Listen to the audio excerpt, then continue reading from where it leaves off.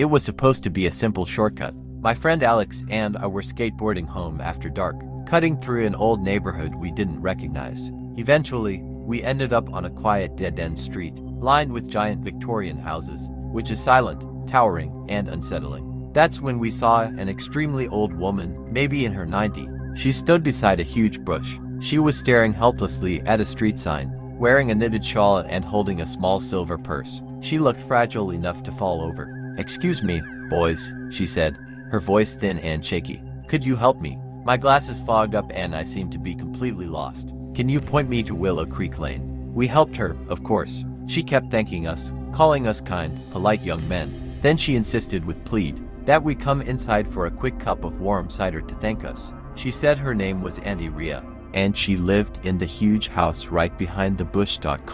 Inside her house, the air smelled like dust and old herbs. She handed us mugs of hot cider in the kitchen.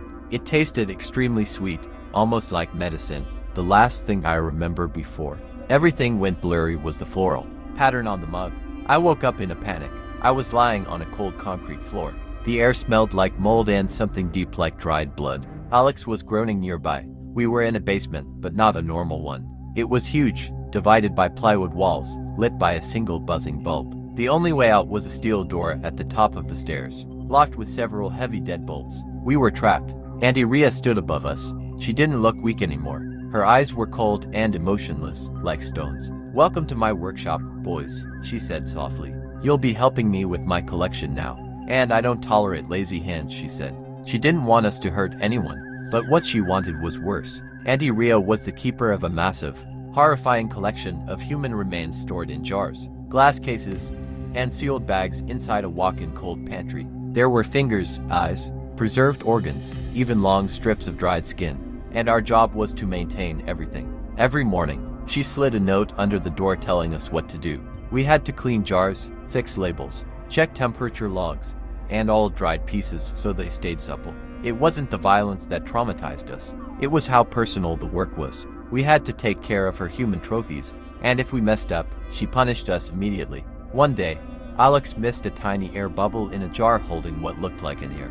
She didn't yell. She just smiled, took us into a dark side room filled with shelves of human teeth, and pulled out small, sterilized pliers. "Alex," she said gently, "pick which tooth I should take. Make sure it's clean." The fear of choosing was worse than the pain. We learned it quickly. We learned that her collection was her family. She had been doing this for decades, trapping kind young men to help her preserve her sickening heirlooms. After 3 weeks, I felt completely defeated. All I cared about was keeping the labels perfect and the cold pantry sealed. One night, while I was organizing jars filled with preserved eyeballs, I noticed a tiny scratch on one of the glass surfaces. Under the label Donor Number 7, 2015, someone had scratched a message with a fingernail. The door lock is brittle after the third click. My heart raced. The basement door had several deadbolts. The top 3 were brass, the visible ones. The 4th lock was hidden and made of steel. That night, Alex and I didn't work on anything.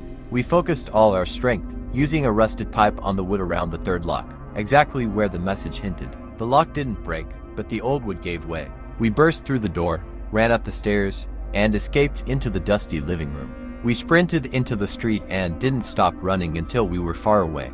We never went to the police. Who would believe to teenagers describing jars of eyes and a smiling 90-year-old kidnapper? But we know one thing. Somewhere out there, Auntie Rhea is still wandering dark streets, looking for young children to help her with her collection. And her cold pantry is always waiting for new hands. So as a parent, always advise your kids not to go to a place they don't know about.